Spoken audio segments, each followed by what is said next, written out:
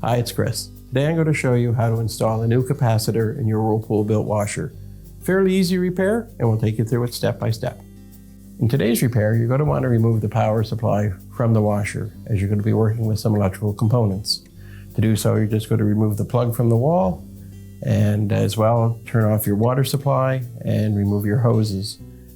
You may also want to take your drain hose and pull it out of your standpipe, because we're going to be moving the machine around and laying it down for some of the repair. In order to change the capacitor, first thing we want to do is just lay the machine on its back so that we can access all the components below.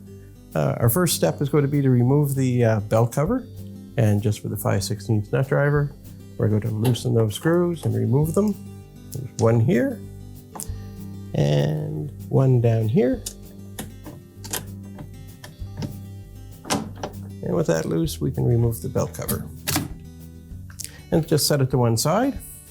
Now with the belt cover removed, we're simply going to grasp the capacitor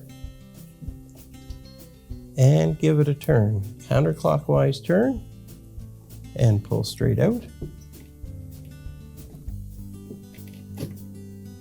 Just like that. And your capacitor is free and clear. Now we just want to remove the electrical harness, just by pushing down on this tab with our thumb, and just give our wires a wiggle, and the electrical harness is removed, and we can discard our old capacitor.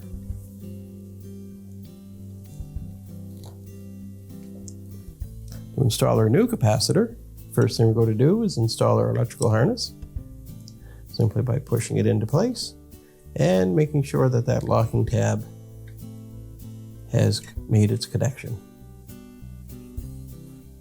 To install it, we're going to basically be installing this cross piece into the square hole of the gearbox.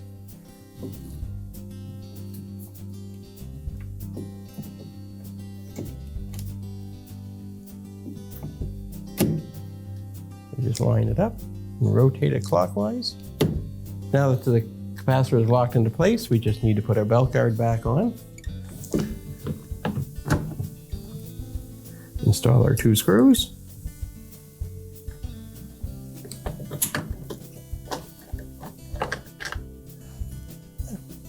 With the belt cover back on, we're now ready to stand up our machine. And now that you have the part installed, it's time to hook the machine back up to your water and electrical. Take your cord and plug it back into your wall. Connect your hot and cold water hoses, as well as making sure your drain hose is connected in the back, and that the end of it is down in the standpipe and secured.